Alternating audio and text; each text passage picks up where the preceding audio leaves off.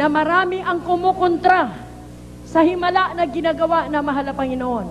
Marami rin po ang nagpapalabas sa mga maling balita na kinukontra namin ang medisina. Ayaw na namin magpa-ospital. Walang katotohanan yan.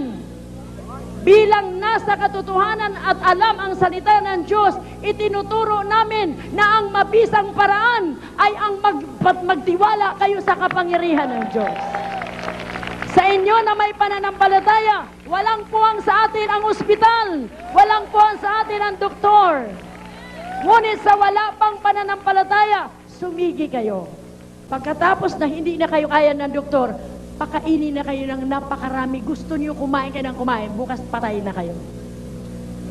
Sabi nga natin, beloved Dr. Bert Borja, ito ang payo ko sa inyo. Ako'y magaling na doktor, pero hindi ako gumaling sa aking pagiging surgeon, sa aking karamdaman. Dito lamang sa Jesus Miracle Visit Ministry.